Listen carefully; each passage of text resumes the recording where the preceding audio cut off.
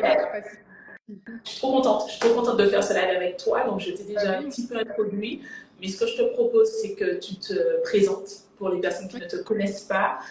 Et ce que j'expliquais, c'est qu'on va parler en fait des indispensables à avoir et à préparer. Et j'ai parlé d'impressionner son banquier, mais c'est vraiment ça. L'objectif, c'est de pouvoir mettre toutes ses chances de son côté pour obtenir un prêt et pouvoir investir en immobilier, mais surtout pour pouvoir faire de son banquier un vrai partenaire si on a l'ambition de développer un parc immobilier. Donc, est-ce que tu peux te présenter, parce que je ne suis pas seule pour ce live, et ensuite je vais me présenter pour les personnes qui ne me connaissent pas. ok, très bien. Bonsoir à tous. Écoute, hein, là, je suis Mathilde Philippot, je suis agent immobilier depuis bientôt 8 ans sur Paris, la région parisienne, et aussi maintenant un petit peu partout en France pour l'investissement et l'étranger. Après, là, justement, je fais beaucoup de conseils pour toutes les personnes qui souhaitent investir et développer leur patrimoine. Donc, peu importe la manière dans laquelle elles veulent investir, je suis là pour les accompagner de A à Z, dès au point, et leur apporter tous les conseils et toute l'équipe derrière en background justement pour les aider, donc courtier, notaire, etc. Et là, ce soir, justement, on va vous donner de tous les conseils. Yes. Et Mathilde fait partie du support système dans le MCD2. Il y a Florence qui a marqué tout à l'heure, j'adore sa valise. Moi aussi, j'adore sa valise. Ah, C'est vraiment une.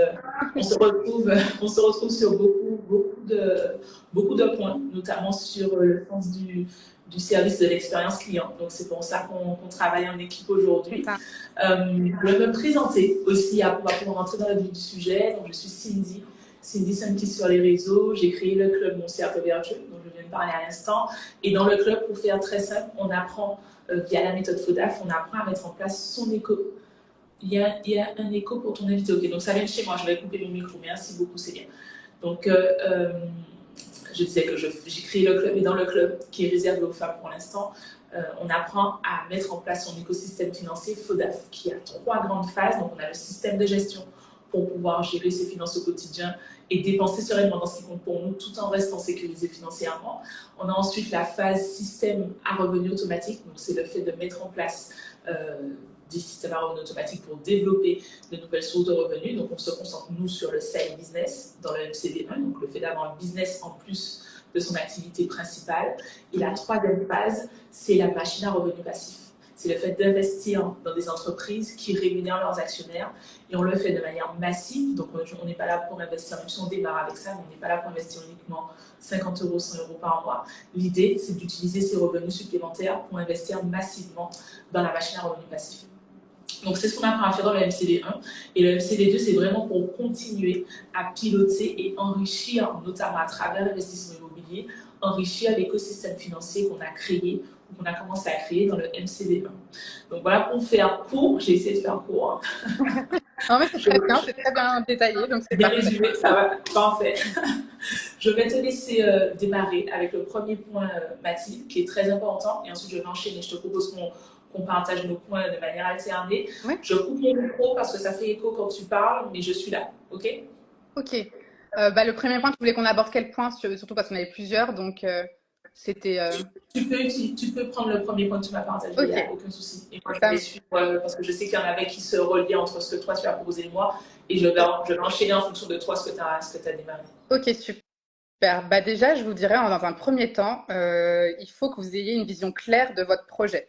Donc déjà, quand vous allez justement pour impressionner votre banquier, il faut que vous ayez une vision claire et définie. Donc en général, vous devez avoir aussi un plan détaillé de qu'est-ce que vous souhaitez investir. Et avant ça, justement, pour avoir une idée de ce que vous pouvez investir, il faut faire une simulation de capacité d'emprunt. Donc, pour la simulation de la capacité d'emprunt, vous pouvez le faire sur Internet, via aussi, moi je le fais tout le temps de manière systématique pour toutes les personnes qui passent par un service. Dans un premier temps, on va voir le courtier et le courtier va vous dire exactement qu'est-ce que vous pouvez prétendre. Et j'aime bien pousser aussi les personnes, c'est ce que je fais avec les membres du club, avec Cindy, c'est que je les pousse à dire que même si actuellement, admettons, elles ne sont pas en capacité d'emprunter, qu'elles fassent quand même leur simulation, puisque du coup, elles vont pouvoir se projeter et savoir comment faire pour mettre de côté, constituer une épargne et savoir justement qu'est-ce qu'elles peuvent prétendre avec leur fiche de paye. Parce que dans un premier temps, ce qui est important, souvent on le néglige beaucoup, c'est qu'il faut un CDI pour emprunter. Aujourd'hui, il faut, comment dire, les banquiers, ils ont besoin d'avoir un CDI avec un apport. C'est très boring et basique, mais c'est ça. Et les trois quarts des gens qui empruntent justement ont un CDI avec un apport en moyenne en ce moment, c'est de 5 à 10% du montant du prêt. Donc vraiment, il faut que vous ayez votre vision à vous dire qu'est-ce que je veux faire comme investissement. Est-ce que pour l'instant, j'ai peut-être, je sais pas, je veux investir en premier dans ma résidence principale ou investissement locatif, ça va être du cas par cas. Et en fonction de votre situation, d'aller faire une simulation avec un courtier qui va vous dire, OK, là maintenant avec tes fiches de paie, tu peux emprunter tant, etc. Maintenant, voilà, il faut que tu aies ton plan et que tu puisses savoir dans quoi tu te diriges pour emprunter justement selon ton projet. Donc ça, c'est la première étape. Et après, justement, ce que je conseille en général, et Cindy l'a bien vu, j'ai commencé à le faire avec des filles du club, c'est que je fais, moi, dans un second temps, une fois que j'ai la simulation de capacité d'emprunt du, euh, comment dire, du courtier, je fais une présentation des projets justement que vous pouvez prétendre selon votre capacité d'emprunt et votre budget. Et donc là, même si vous êtes actuellement pas avec votre rapport ni quoi que ce soit, mais que vous avez le courtier qui vous a dit avec votre fiche de paie, vous pouvez prétendre à, par exemple, je sais pas, un montant d'un emprunt de 150 000 euros. Moi, je vais vous faire une présentation de biens immobiliers que vous pouvez acquérir à 150 000 euros. Et après, avec ça, une fois que vous avez toutes les clés en main, vous pouvez justement avoir une vision claire, précise et un plan détaillé de votre projet pour aller en banque défendre ça. Donc, c'est très important. Enfin, c'est étape par étape, si vous voulez. Donc, Et sur ce point-là, moi, j'aimerais rebondir qu'effectivement, pour moi, c'est important de connaître ces chiffres. Parce que déjà, quand je parle de connaître ces chiffres, pour un particulier, ça veut dire quoi? Ça veut dire connaître exactement sa structure financière, connaître sa capacité d'emprunt et venir, en fait, comme une entreprise va venir défendre un dossier, défendre un projet devant soit des investisseurs ou des financeurs. Donc là, on est en train de parler du banquier. Mais on se rappelle que pour moi, il faut être la CEO de sa vie, mais la CEO, elle arrive avec les chiffres posés en expliquant que je cherche à investir dans tel projet et je sais que si je simule, donc si je fais la simulation comme tu l'as expliqué, ça va me permettre, ça va venir augmenter mes mensualités de crédit, etc. de temps, mais en face, quand je dis connaître les chiffres, c'est que je peux estimer le loyer de temps, etc. etc. Donc c'est vraiment faire des prévisions sur le projet qu'on souhaite, si on a déjà le projet évidemment, sur le projet sur lequel on souhaite être financé, et l'intégrer, ces chiffres-là, les chiffres du projet, dans la structure financière actuelle pour montrer qu'on a fait ce travail-là en amont et qu'on sait dans quoi on se lance. Donc c'est super important de garder cette position de chef d'entreprise qui vient apporter un investissement supplémentaire et un actif supplémentaire dans son patrimoine. Donc on n'arrive pas avec une posture de voilà, j'aimerais emprunter, mais je ne sais pas trop, est-ce que vous pouvez m'expliquer, je n'ai pas encore regardé ce qu'il y a sur le marché, mais voilà, je sais qu'il faut pouvoir créer son patrimoine. Enfin, on n'est pas du tout dans cette démarche-là, on est plutôt dans une démarche proactive, avec une posture de CEO, avec les chiffres qui sont posés, et presque parfois avec un dossier qui est déjà prêt en fait. Et là, le banquier tout de suite il se dit, elle sait de quoi elle parle. Et ça fait la différence. Juste avant qu'on continue, je voulais parler parce qu'on a parlé du profil où on sait dans quoi on veut investir. Et moi, j'aimerais parler aussi d'une des bâtisses qui n'avait pas encore de bien. Alors, elle n'avait pas encore de bien, cependant, elle a posé ses chiffres. Elle avait un décompte, et ça vient on vient sur le deuxième point qui est important, des indispensables. Elle a posé ses chiffres, elle connaissait sa structure financière, donc elle savait comment était organisé ses flux financiers. Elle n'avait pas encore de projet. Pour autant, comme elle avait des comptes qui étaient clean, parce qu'elle avait en place son système de gestion, qu'elle avait bien sûr son apport et que ses comptes étaient clean, étaient propres, même si elle ne savait pas combien elle pouvait emprunter, le fait de s'être présentée auprès du banquier avec ces éléments-là qui étaient carrés, eh bien, elle s'est rendue compte qu'effectivement, elle pouvait emprunter tel montant et du coup, elle l'a fait à l'envers et à ce moment-là, elle a été chercher un bien qui correspondait à sa capacité d'endettement. Donc, on peut le faire aussi dans les deux sens. Ouais. Même si on préconise quand même de passer, de déjà avoir sa capacité d'emprunt avant d'aller dans un banquier pour être sûr qu'on ne perde pas de temps finalement. Oui, bien. En fait, l'un dans l'autre, il faut mettre toutes les chances de son côté pour vraiment, si vous voulez, après avoir un dossier qui est prêt. Et là, quand je vous parlais de la présentation de biens que je fais, c'est vraiment pour qu'après, vous ayez des chiffres aussi, des projections chiffrées. Pour que derrière, justement, vous sachiez exactement, vous puissiez être vraiment les leaders de vos financements et investissements, où vous sachiez exactement combien vous remboursez, combien vous pouvez dégager de cash flow. Si après, c'est du patrimonial, combien vous allez devoir capitaliser chaque mois. Vous voyez, c'est vraiment que ce soit clair, limpide pour vous, que après vous puissiez avancer et que quand vous allez voir le banquier, vous ayez vraiment, enfin, vous arrivez avec limite une présentation PDF avec des projections chiffrées où là, il peut rien vous dire. Donc, c'est vraiment le but, c'est grâce à la connaissance en amont et d'avoir des partenaires de confiance aussi qui croient en vos projets. Comme ça, d'ailleurs, si vous voulez quand même avoir la main et vous dire, je vais voir le banquier et je vais y aller au culot et je vais en faire plusieurs, justement, parce que là aussi, c'est un autre point important, d'aller voir des fois plusieurs banquiers, parce que des fois, on peut se heurter à un refus, on se dit, bah mince, il ne croit pas en mon projet. Et c'est très important d'avoir un partenaire de confiance qui va défendre vos intérêts comme les siens, en fait. Sinon, ça sert strictement à rien. Et c'est pour ça que moi, j'aime bien justement plutôt travailler avec un courtier de confiance aussi, parce que c'est lui qui va mettre en concurrence les banques à votre place. Mais si vous ne voulez pas passer par le courtier, il va falloir le faire de vos propres moyens. Donc, il va falloir aller se battre pour votre dossier et choisir celui qui va croire en vos projets et qui va défendre ça bec et ongle pour vous. Donc après, c'est vrai qu'il faut préparer en amont tout ça pour que vous puissiez avoir la vision claire, la présentation, la projection de ce que vous allez acquérir, etc. Et comme ça, après, vous avez toutes les cartes en main pour votre investissement. Donc, euh, donc voilà, sur ces points-là, quelque chose à rajouter. Exactement.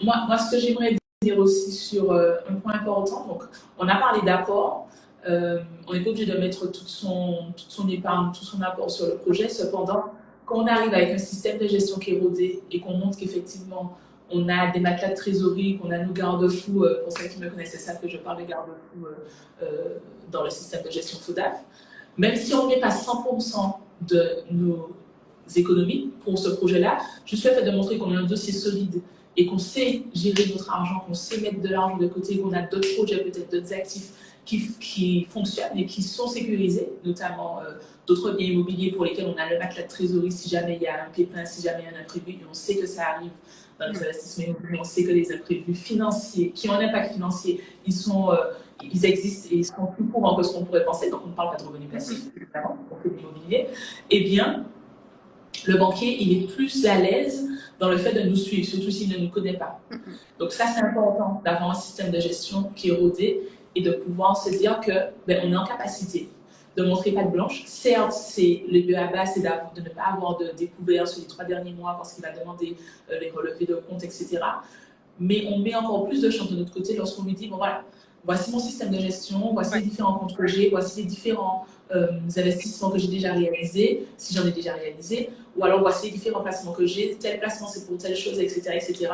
Et ce que j'aime dire, c'est qu'il faut intégrer ce nouvel investissement dans une stratégie globale. Donc on n'est pas là pour faire les choses un peu parce que j'ai vu sur Instagram qu'il faut investir pour constituer un patrimoine, etc. Non, on a pensé cet investissement parce que c'est pour pouvoir soit développer ses actifs et ses biens immobiliers qui sont plus là pour du patrimonial, donc qui va prendre de la valeur, soit pour dégager du cash flow supplémentaire et qu'on le voit comme un business supplémentaire, etc., etc. Donc, l'intégrer dans une stratégie globale, c'est déjà avoir une stratégie globale et se dire qu'on vient la présenter aux banquiers pour qu'ils comprennent notre démarche et qu'on n'est pas juste là parce qu'on a vu qu'il y a de la lumière et que l'investissement immobilier, c'était bien.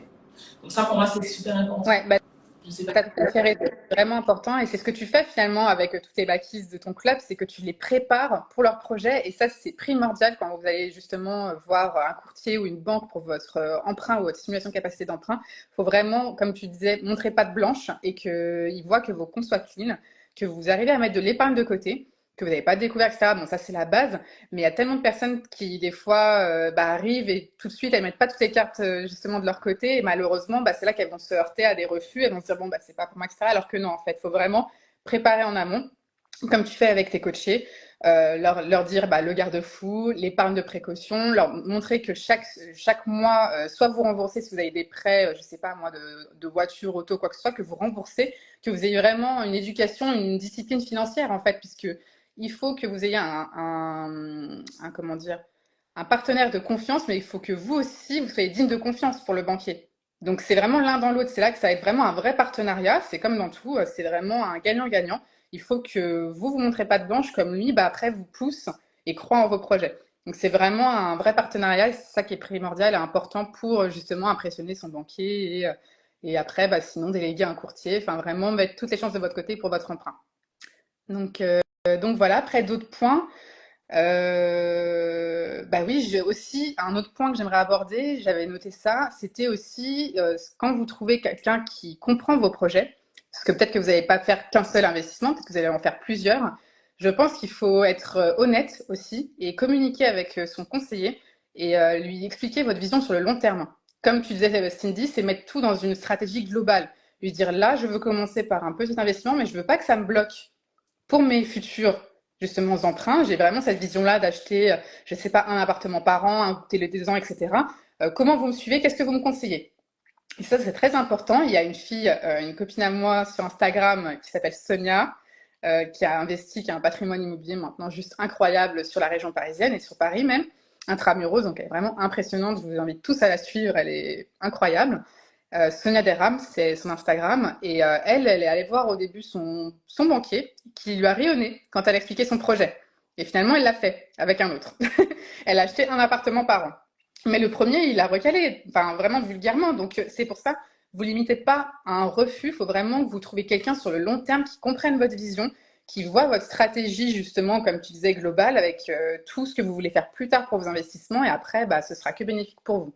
Donc, et ça va vous donner encore plus de force pour vous dire, ok, je l'ai fait une fois, après je duplique parce que j'ai vu que ça marchait. Maintenant, je commence en plus, enfin, vous allez commencer après à avoir des rentes justement sur vos loyers qui vont vous constituer encore une autre épargne et ainsi de suite. Ça va que être un effet cumulé positif. Donc vraiment, c'est très important. Clairement. Alors, tout à l'heure, tu as parlé du fait qu'il faille avoir un CDI pour pouvoir emprunter. Je sais qu'il y a des personnes qui sont entrepreneurs. Je pourrais parler aussi de mon expérience personnelle sur mon dernier investissement, parce que j'étais déjà à 100% à mon compte quand je l'ai fait. Je n'avais pas encore 3 bilans positifs Ouais. et je ne les ai toujours pas. Je suis passée en société il n'y a pas si longtemps et j'ai malgré tout investi. Donc, moi, je l'ai fait grâce à l'association. Donc, ce que je dis, je vais répondre par rapport à mon expérience Ouais. et après, je vais afficher la question et je vais te laisser y répondre. Parce que moi, j'ai oublié de faire un gros disclaimer. Je ne suis pas experte en investissement immobilier. J'ai toujours revendiqué, ce n'est pas parce que je fais de la gestion budgétaire et financière que je vais commencer à faire du conseil en investissement immobilier. Parce que d'une, ce n'est pas quelque chose que j'aime plus que ça. Je sais que c'est un mal nécessaire pour son écosystème financier, donc je le fais, n'est-ce pas? Et deux, chaque personne son expertise. Donc, ce n'est pas parce que je fais de la gestion financière que je vais commencer à mettre ma casquette de coach immobilier. Pour autant, sur mon dernier investissement, j'ai fait de l'association. Donc, j'ai vu une opportunité, je n'avais pas mes 3 bilans. J'ai suivi les conseils que je vous donne. Donc, j'ai mon système de gestion qui est rodé. Je sais présenter un projet comme une CEO présente un projet dans son entreprise. Donc, je sais le faire auprès de banquier. Et surtout, j'ai pu montrer que j'avais créé mes garde-fous, mes différents matelas de trésorerie et que j'avais d'autres investissements. Et du coup, que ce soit financier, etc. Et du coup, le dossier est passé. Je suis aussi passée par un courtier pour être sûre parce que mon temps est précieux, donc il est hors de question que ce soit moi qui aille voir plusieurs banques. Mais ça, c'est tout à fait personnel. Mais voilà, donc j'ai pris un courtier pour justement mettre les banques en concurrence parce que je savais que le fait que moi, je ne sois pas en CDI, parce que je sais que c'est un peu le Graal pour pouvoir obtenir facilement son prêt, mais j'ai mis toutes mes chances de mon côté en passant par un courtier qui comprenait la situation et le côté association. Donc ça, c'est mon expérience personnelle, Florence. Donc j'affiche ta question. En association, c'est-à-dire tu t'es mis en SCI, c'est ça? Non, pas du tout. J'ai emprunté avec quelqu'un d'autre. D'accord, ok. Ah oui, donc oui. Mais ça peut être une solution de le faire en SCI. Oui, c'est ça, ouais. Donc pouvez-vous aborder les spécificités des exigences pour les entrepreneurs, s'il vous plaît? Alors, pour les entrepreneurs, c'est 3 dernières années de bilan, en fait, c'est ça. Donc, c'est vraiment spécifique. C'est vrai qu'après, sinon, bah, il y a des possibilités. Toi, tu as fait en association, donc avec quelqu'un, si j'ai bien compris. Après, tu as la possibilité de faire ça en SCI avec quelqu'un aussi qui va porter avec la société. Mais c'est vrai que entrepreneur, moi, j'ai financé très peu de projets avec les entrepreneurs. C'est plutôt des personnes où je les conseillais de prendre un CDI pour après, justement, en parallèle de leur activité, pour pouvoir avoir leur emprunt immobilier. Donc, ça fait l'écho, c'est ça?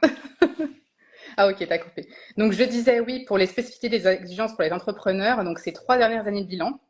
Ou sinon, après, donc, comme a fait Cindy, association, donc emprunter avec quelqu'un.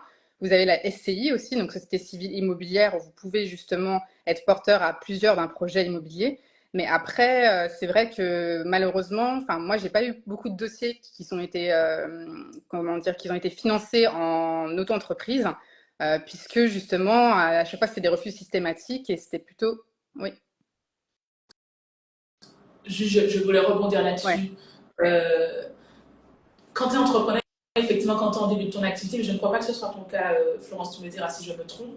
Effectivement, il faut les 3 bilans. Mais si tu as les 3 bilans, que tu as au moins 3 bilans, que sur les 3 bilans, tu as mis en place, tu t'es rémunéré de manière régulière, je pense que là, on est sur, certes, c'est mon entreprise, il faudra bien sur plus de sécurité financière, mais dès que tu es dans une démarche où tu apprends, et c'est pour ça que c'est important, on en parlait la semaine dernière justement avec Florence, c'est pour ça que c'est important quand tu es entrepreneur d'avoir en place une vraie organisation financière, de bien montrer qu'effectivement tu as une visibilité, tu es sécurisé, donc c'est pas le sujet, mais j'étais obligée de parler de cet aspect-là. Quand tu as une entreprise, c'est montrer et démontrer aux banquiers que l'argent que tu te verses dans ton système de gestion personnelle n'est pas dépendant du chiffre d'affaires que tu génères sur le même mois. Donc, quand tu as la capacité de montrer que tu as un backlog et que tu es sécurisé et qu'en plus de ça, grâce aux 3 bilans, tu as une activité qui est pérenne et rentable, ben, généralement, quand tu viens devant un banquier, ben, il comprend que ben, on peut partir sur quelque chose de viable avec cette personne-là. Donc, là, on parle d'entrepreneur, effectivement. Si tu viens de te lancer, que tu es en plus en micro-entreprise, que ton chiffre d'affaires, il couvre à peine tes charges et que tu n'as pas de sécurité financière, c'est une réalité, mais c'est comme tout projet, les investisseurs en face ou les créanciers en face, ils n'ont pas envie de prendre ce risque-là. Donc, voilà, je voulais rajouter ça, mais vas-y. C'est ça. Donc, après, quoi ajouter de plus, c'est que il y avait une spécificité aussi, justement, que beaucoup d'entrepreneurs font maintenant, c'est le portage salarial. Donc, je ne sais pas si vous avez déjà entendu parler, c'est que justement, il y a des sociétés qui vous portent et qui vous font comme des fiches de paie, en fait. Ils vous prennent comme des salariés pour justement vous puissiez obtenir un crédit. Parce que c'est vrai que c'est un petit peu fou en France, c'est que ils donnent, vu que quand vous avez un CDI, vous avez des garanties d'avoir un loyer qui tombe mensuellement, bah là, c'est vrai que, là, je parle pour les primo-accédants, par exemple. Ça donne le maximum de garanties comparé à un entrepreneur qui vient de se lancer ou qui a que 2 ans d'activité, surtout aujourd'hui. Donc après, c'est vrai, comme je vous disais, en toute transparence, moi j'ai plutôt financé en tant que primo-accédant des personnes qui avaient justement, même si elles étaient auto-entrepreneurs, qui avaient un CDI ou qui justement prenaient un CDI pour avoir l'accessibilité à l'emprunt. Mais après, c'est vrai que là, pour les emprunteurs, c'est une spécificité que je maîtrise pas forcément tout à fait, surtout pour les premières années, etc. Donc après, c'est vrai que je me reportais toujours auprès de mon courtier qui lui, voilà. Mais oui, comme tu dis, Maëva, ouais, le portage salarial, c'est le top. Ouais. Moi, j'avais vraiment conseillé des personnes l'année dernière à le faire. C'est tout nouveau, il y a certaines sociétés qui le font. Et du coup, ça vous permet justement, au lieu d'attendre vos années de bilan ou quoi que ce soit, ou de prendre justement un emploi, c'est une société qui vous porte. Donc, certes, derrière, c'est des frais, mais après, tout est bien ficelé pour que vous puissiez avoir un accès à un emprunt. Donc voilà, c'est ce que je peux dire sur ce point-là. Super. Est-ce qu'il y avait un autre point que tu voulais aborder sur notamment les indispensables pour mettre toutes les chances de son côté? Alors, j'avais noté quelques points pour pas que je me perde trop dans justement tout ce que je voulais dire, parce que je pense qu'on a un peu fait le tour de ce que je voulais présenter.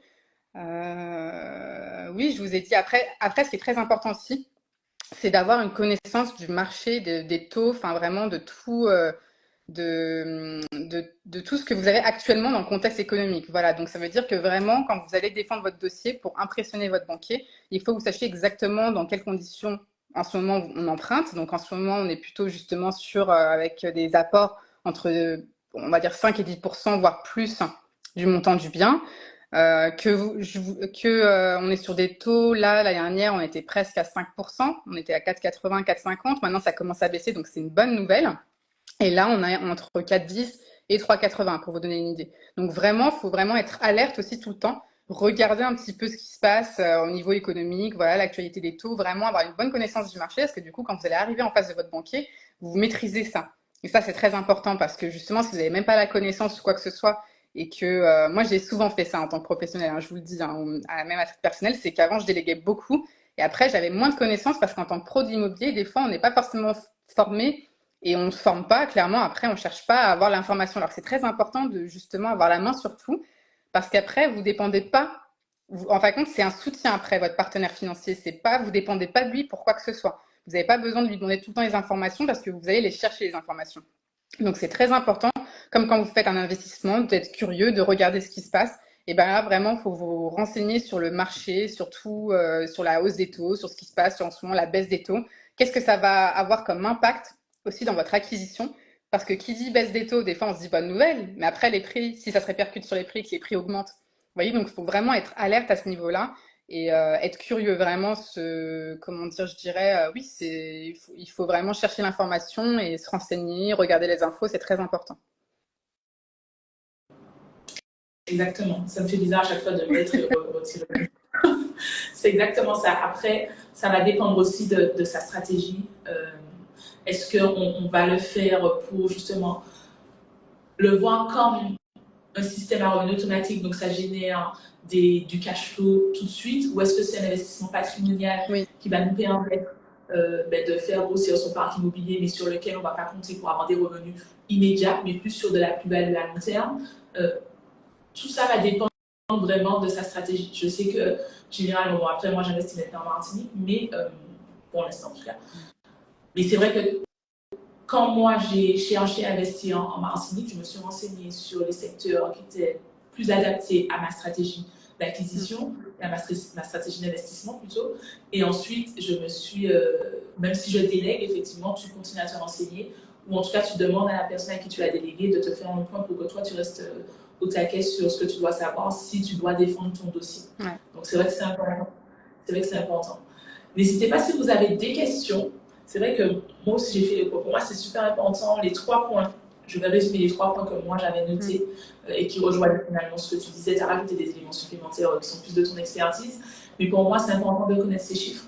Donc, on a 2 profils. Soit le profil de la personne qui a déjà fait le travail en amont avec quelqu'un comme Mathilde, qui va nous faire une simulation avant même qu'on aille voir le banquier, qui va nous présenter des biens qui rentrent dans notre capacité d'endettement, pour ensuite aller défendre notre dossier avec un bien sur lequel on a posé les chiffres en montrant le loyer qu'on peut estimer avec la simulation, quelle mensualité de crédit on aura, les frais annexes finalement à cet investissement, parce qu'il n'y a pas que la mensualité de crédit, et comment ces mensualités-là et l'effort d'épargne, s'il y en a un, s'intègrent dans la structure financière qu'on a à date, et montrer qu'effectivement, ça rentre quand même dans les chiffres et qu'on reste sécurisé financièrement. Pour moi, c'est important aussi, même si on ne met pas tout notre épargne dans l'investissement, et c'est d'ailleurs pas du tout ce que je préconise, si on peut utiliser le levier bancaire au maximum, on le fait. Ouais. Mais c'est important de montrer qu'on a les garde-fous. Elle a parlé de l'épargne de précaution, que j'appelle aussi épargne prévue, mais on peut avoir dans le système de gestion FEDAF notamment d'autres garde-fous qui montrent en fait aux banquiers qu'on est sécurisé financièrement, et aussi montrer les investissements financiers qu'on a, donc les différents placements qu'on a, pour lui montrer qu'on est déjà dans cette démarche d'investir, de créer son patrimoine. La troisième chose que j'ai dit, c'est qu'il faut intégrer cet investissement dans une stratégie globale. Donc, quand on arrive dans une posture où on dit, bon voilà, on est conscient qu'il faut pouvoir créer son écosystème financier, créer son patrimoine. Cet investissement va s'intégrer dans une stratégie globale, et voici la stratégie. Là, le banquier, il se dit, j'ai quelqu'un de sérieux en face de moi, et ça met aussi toutes nos chances de notre côté pour en faire un partenaire commercial et un partenaire sur le long terme. Parce que peut-être que ce ne sera pas notre seul investissement. Donc ça, c'est les 3 points qui étaient pour moi très importants. Et après, Mathilde, je te laisse résumer tes points. Comme ça laisse le temps aux personnes qui nous regardent de mettre leurs questions si elles en ont. N'hésitez pas à les mettre dans la boîte à questions, comme ça, ce sera plus simple pour nous de les remonter. Vas-y, je coupe mon micro. Ouais. Donc, je vous disais, donc bien préparer votre dossier en amont, vraiment moi, j'ai une checklist que j'envoie systématiquement, du coup, pour avoir vraiment toutes les pièces pour préparer en amont votre simulation capacité d'emprunt. Donc, c'est tout ce qui relève de votre identité, etc., carte d'identité, relever les 3 derniers bulletins de salaire, etc. Enfin, vraiment, vous avez toute une checklist qu'il faut préparer pour votre simulation capacité d'emprunt. Après, en faire une première, vraiment, pour derrière que moi, je puisse vous faire, ou quelqu'un d'autre, une présentation de biens. En l'occurrence, c'est ce que je fais avec Cindy, c'est le process que je fais toujours. C'est une checklist, on rassemble les documents. Après, une simulation capacité d'emprunt, et après, moi, je présente et je vous prépare justement une présentation d'opportunités immobilières dans vos budgets. Et derrière, vous avez aussi des projections chiffrées. Donc, vous avez tout le détail. Et après, en général, cette présentation, justement, je remets ça à mon courtier qui va rentrer ça dans votre, comme tu dis si bien, stratégie globale, où après, vous allez savoir exactement combien vous allez devoir épargner chaque mois, qu'est-ce que vous allez pouvoir bénéficier, avoir comme cash flow, etc. Il faut vraiment que tout soit clair et limpide pour qu'après, une fois que tout le process est fait, soit vous décidez, vous avez le temps, vous voulez vous battre pour votre dossier et impressionner votre banquier et vous allez par vous-même et là, vous avez toutes les clés en main pour, soit sinon, vous déléguez au courtier, c'est lui qui s'occupe de tout et vous avez un gain de temps. Donc vraiment, ça c'est pour résumer. Et c'est là que même moi, c'est comme ça que je bosse. Je pense que tout le monde ici, on travaille à la confiance. sinon on ne serait pas là ce soir lors de ce live, mais c'est vraiment de trouver un partenaire aussi de confiance qui défende votre dossier avec justement déjà toutes ces étapes-là et puis aussi que vous communiquez votre vision sur le long terme. Donc n'oubliez pas, c'est très important parce que c'est pas juste à l'instant T, c'est vraiment comme dans une entreprise, quand on est entrepreneur ou investisseur, on a ce qu'on veut faire de base à l'instant T, c'est bien d'être dans l'instant présent, mais il faut aussi avoir sa vision. D'ici 5 ans, qu'est-ce que vous voulez faire? Est-ce que, par exemple, vous n'avez pas acheté une résidence principale qui va vous plomber votre capacité d'emprunt si après, derrière, vous pouvez rien faire? Donc vraiment, c'est lui dire, écoutez, écoute, à votre courtier, j'espère que vous pourrez le tutoyer, ce sera mieux. Écoute, là, je veux investir tant. Maintenant, j'ai envie demain d'investir ça. J'ai pas envie de bloquer. Qu'est-ce que je fais? Au niveau de mon épargne, voilà, comme tu dis, Cindy, de pas tout mettre dedans. Voilà, maintenant, j'ai tant d'épargne. Voilà, je mets un tout petit peu et je garde de côté après le reste en épargne de précaution pour financer d'autres projets, pour que je puisse avoir, par exemple, si j'ai une vision d'acheter un appartement par an, pour que je puisse avoir justement cette stratégie-là à l'instant T qui se met dans la stratégie globale de ma vision de l'investissement. Donc vraiment, ça, c'est très important. Et puis après, il y avait un autre point où je vous avais dit, c'était, oui, la connaissance du marché. Donc vraiment, vous renseigner en fonction vers ce sur quoi vous voulez vous diriger. Donc du patrimonial, du locatif pour dégager du cash flow. Patrimonial, c'est plutôt pour de la liquidité justement à terme, sur le long terme. Donc vraiment, il faut que vous étudiez qu'est-ce qui vous correspond aussi, que vous connaissiez exactement un petit peu, que vous soyez curieux, que vous vous informez sur le marché, des taux, du marché locatif, etc. C'est très important. Donc comme ça, vraiment, qu'ils voient que vous êtes un connaisseur, hein, clairement. Donc voilà. Je crois, je crois que j'ai résumé bien. Je sais pas. Alors, j'avais une question et je ne sais pas, elle a disparu. Euh, alors, je vais la poser de mémoire, mais n'hésite pas à la remettre. Excuse-moi, je ne sais pas si j'ai fait une mauvaise manipulation. Je me souviens même plus du pseudo non plus. Mais la question, c'était pour un premier investissement, est-ce qu'il faut privilégier l'investissement dans sa résidence principale ou un investissement locatif? Donc, je pense que je ne suis pas sûre qu'on ait la même réponse, mais vas-y, après, je vais donner la mienne. Alors, ça, c'est la question à 1 million d'euros sur Insta. Il y en a beaucoup qui vont dire non, enfin, ne fais pas ça, ne fais pas ci, ne fais pas ça. Moi, personnellement, je suis partisane du cas par cas. Je pars du principe où il n'y a pas de, je sais pas, il n'y a pas de stratégie idéale ou quoi que ce soit. C'est propre à vous, en fait. À un moment donné, moi, j'ai vu tellement de gens, enfin, qui avaient acheté leur résidence principale, à qui on a dit non, pourquoi tu as fait ça, etc. Mais si ta résidence principale, derrière, elle est un bon emplacement et que tu dégages de la plus-value grâce à ça d'ici 5 ans, bah, finalement, tu peux faire 2 invests derrière et t'es pas bloqué. Donc, vraiment, c'est, je trouve ça un peu bon, stupide hein, de dire qu'il n'y a que ça, enfin, cette solution-là ou cette solution-là, parce que c'est un peu du buzz qu'on a sur les réseaux sociaux pour vendre derrière ce vers quoi on est partisan. Enfin, moi, je trouve, hein, personnellement. Et du coup, moi, ce que j'aime bien dire, c'est quoi, qu'est-ce que tu veux? C'est quoi ta vision? C'est ta résidence principale, si derrière, tu as envie, justement, bah, dans un premier temps, je sais pas, moi, c'est tes enfants, tu as envie qu'ils aient un beau cadre de vie, etc. Justement, si tu veux commencer par ça, tu peux.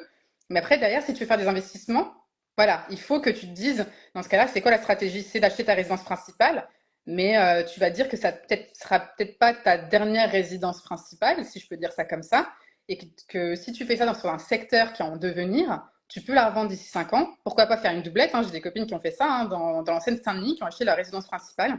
Leur maison, elle vaut le double 5 ans plus tard. Bah voilà, là, elles peuvent revendre, acheter un autre pavillon et derrière acheter des investissements. Donc en fait, l'un dans l'autre, c'est vous, tout dépend. Et après, c'est comme aussi l'investissement locatif. Les banquiers, des fois, sont frileux quand vous n'êtes pas encore propriétaire de la résidence principale. Mais c'est là qu'il va falloir être pugnace et défendre votre dossier parce qu'il y en a qui vont dire non, d'autres qui vont vous dire oui. C'est comme aujourd'hui, on demande des apports. Je vous ai dit, c'est les classiques. Il y a beaucoup de banques qui demandent un apport. Il y en a certaines, ils peuvent vous demander sans apport aussi. Ils peuvent vous faire emprunter sans apport. Donc ça dépend, c'est vraiment du cas par cas.